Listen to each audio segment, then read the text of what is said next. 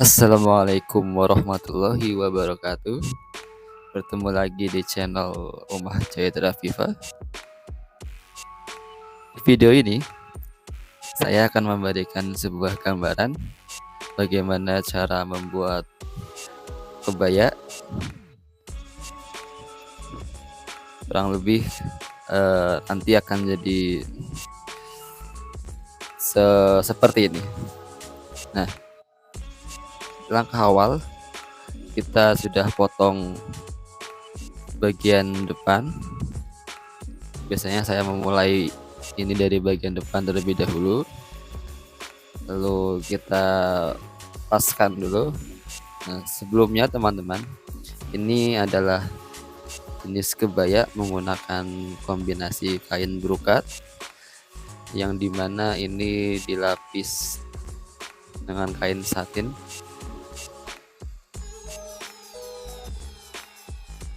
Bagian berikutnya ini adalah bagian belakang, jadi nantinya kita akan menggunakan resetting Jepang. Maka dari itu bagian belakang dibelah menjadi dua.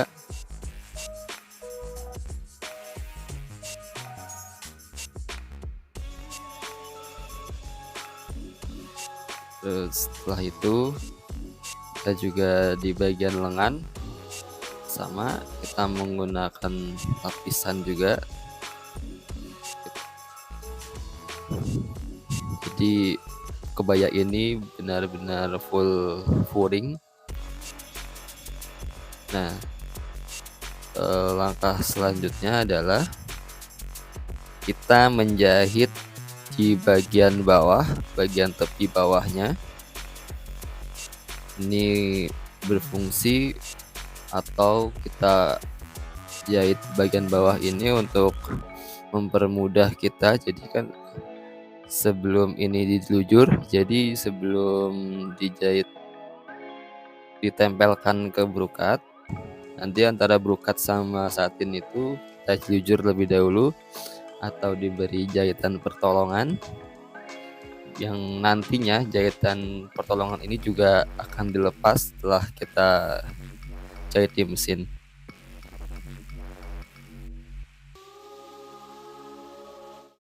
Di bagian depan biasanya lebih lebar.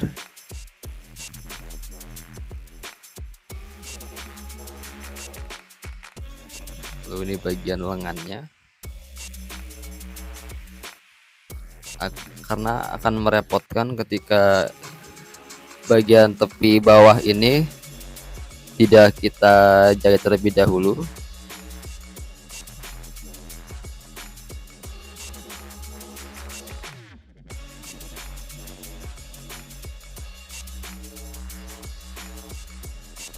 Nah, kalau ini adalah bagian depan.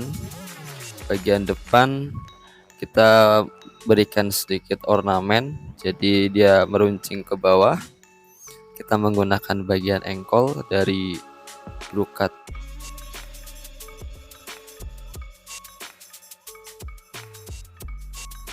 Lalu kita jahit. Ketika kita rasa sudah cukup pas. Nah, kalau ini kita bisa menjahit langsung tanpa harus dikasih jahitan pertolongan, hanya menggunakan jarum pentul itu sudah cukup aman untuk menghindari pergeseran ketika sedang dijahit.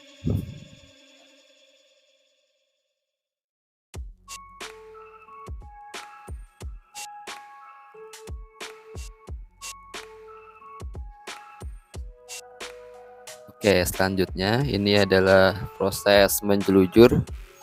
Jadi kita paskan dulu. Biasanya bagian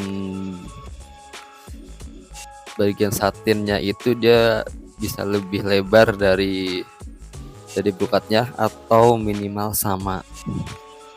Intinya juga masih bisa dipotong. Nah, di setiap yang akan kita lewati selujuran, kita gunakan terlebih dahulu jarum pentul supaya dia tidak bergeser. Nah, fungsi dari jelujuran ini juga untuk mengantisipasi supaya tidak bergeser ketika sedang dijahit, karena permukaan satin itu lebih licin. Jadi ketika bergesek dengan permukaan brokat yang kasar juga itu akan bergeser. Kenapa tidak dijahit langsung? Karena pasti akan ada selisih ketika kita gabungkan antara brokat dengan satinnya, dan hasilnya pun akan jauh berbeda ketika kita jelujur terlebih dahulu dengan yang tanpa dijelujur.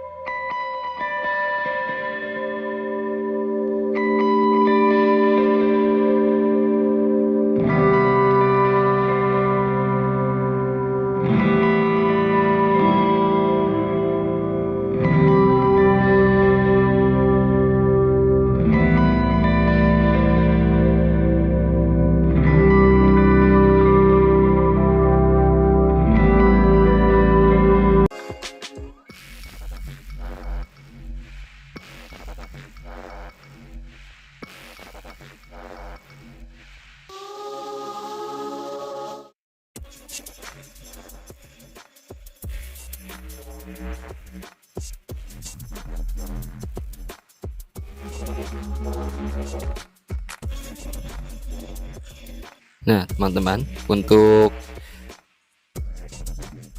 meletakkan penitinya, kita ada di kasih jarak antara 5 sampai 10 cm, itu udah cukup aman. Jadi di setiap 5 sampai 10 cm kita taruh peniti sebagai penolong, jadi biar dia tidak bergeser. Terus ini juga berlaku untuk semua yang terlapisi, mulai dari bagian depan, bagian belakang, hingga nanti sampai di bagian lengan. Jadi untuk yang dijujur ini, dari awal tadi itu merupakan bagian pendahuluan ketika akan membuat sebuah brokat. Jadi memang membuat kebaya brokat ini agak panjang prosesnya, dibutuhkan kesabaran dan ketelatenan juga. Jadi saran saya, nikmati saja prosesnya. Nanti ketika sudah jadi kebaya akan menyenangkan.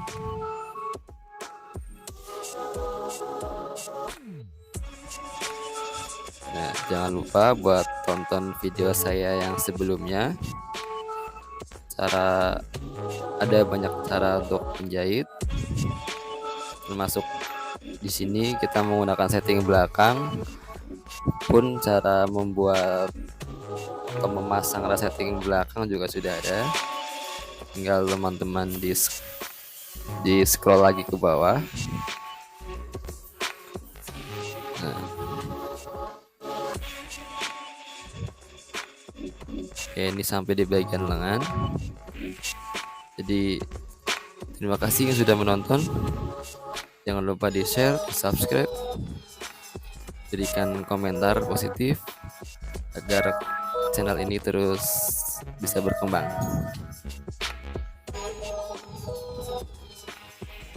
Terima kasih. Wassalamualaikum warahmatullahi wabarakatuh.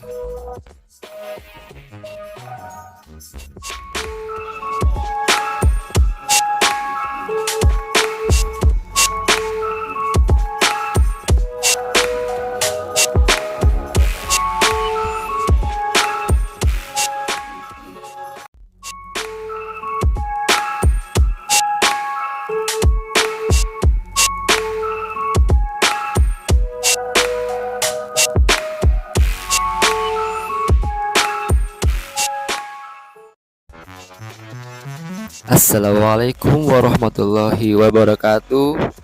Salam benang jarum. Bertemu lagi di channel Ummah Jaya Viva. Semoga hari Anda menyenangkan. Hari ini kita akan melanjutkan bagaimana cara membuat kebaya. So ini kita langsung. Ini adalah membuat lengan. Jadi buat teman-teman yang tertinggal, silahkan melihat video pendahuluan cara membuat kebaya di part yang pertama. Jadi ini sebelumnya udah kita jujur atau kita buat jahitan pertolongan. Nah, setelah semuanya terselujur, kita jahit. Nah, jahitan yang tadi itu kita tarik lagi, kita buka. Makanya ketika pas selujur itu kita bebas menggunakan benang dengan warna apapun itu. Saran saya lebih baik dengan warna yang terang agar mudah terlihat. Walaupun pasti juga berbeda antara jahitan mesin dengan jahitan tangan, jaraknya pun akan berbeda. Nah, setelah semuanya kita satukan, kita jahit menggunakan mesin, lalu kita mulai merangkai. Ini adalah bagian belakang. Jadi ini kebaya dengan resleting belakang. Hanya bagian belakang kita belah menjadi dua, lalu kita jahit, kita satukan dari bawah ke atas dan disisakan kurang lebih 47 cm dengan menggunakan resleting panjangnya 50 cm. Ada selisih 3 cm, itu buat ruang ketika kita menarik kepala resleting belakang.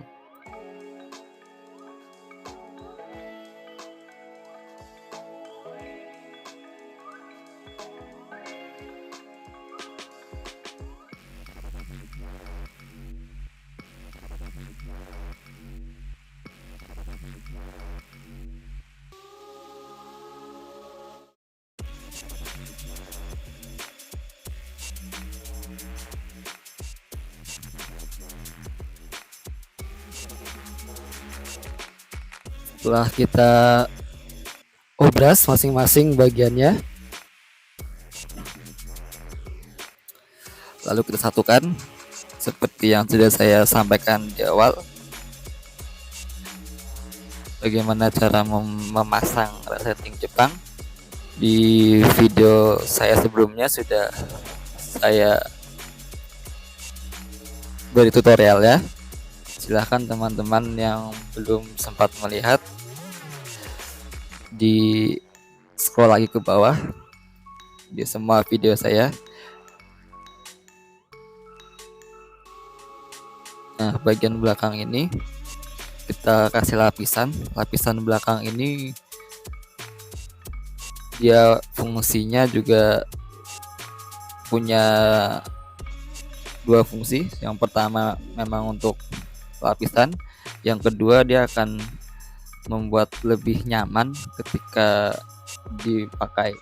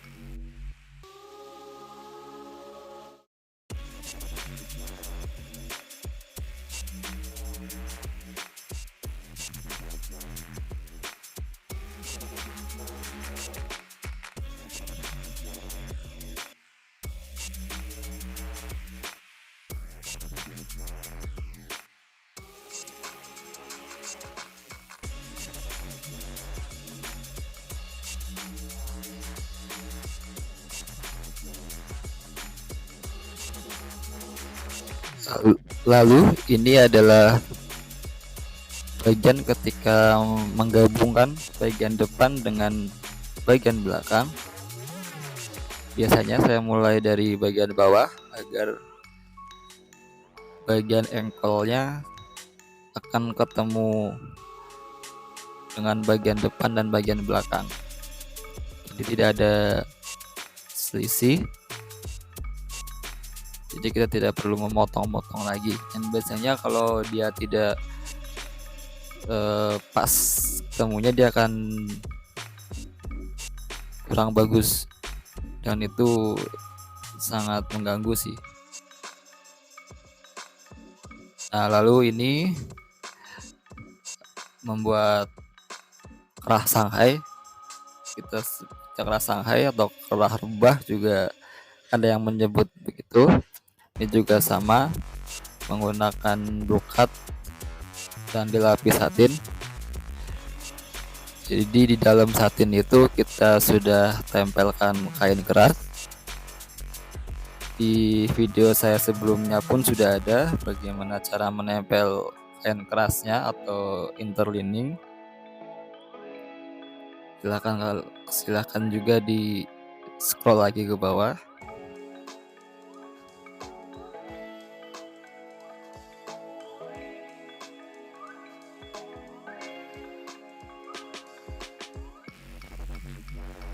Nah, ini cara untuk memasangnya. Cara memasangnya dari bagian luar, kita mulai dari bagian dalam sisi depan, karena nanti akan bertemunya di bagian depan, dan berakhir di bagian belakang di bukaan settingnya.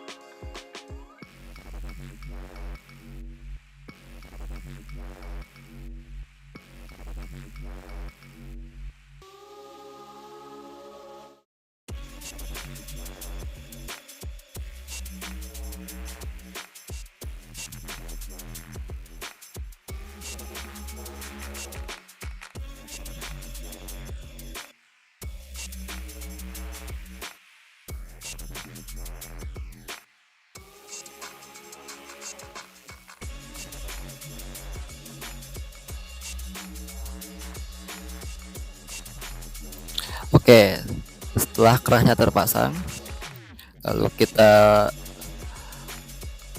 membuat lingkar lengan atau kerung lengannya. Ini juga bagian yang cukup krusial. Jadi baju itu akan nyaman dipakai ketika lingkar ketiaknya atau kerung lengannya itu sesuai dengan si pemakainya.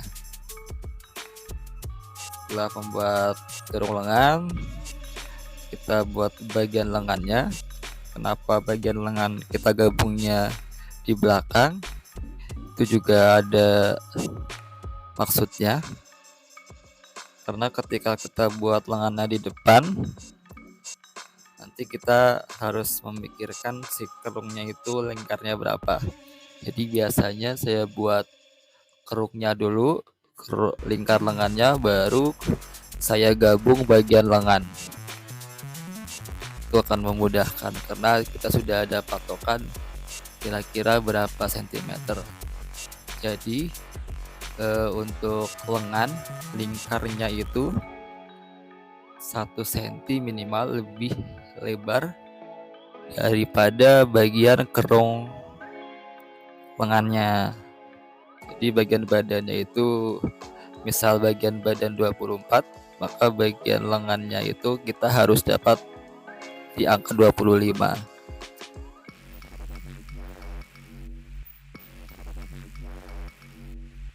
Selanjutnya, ini adalah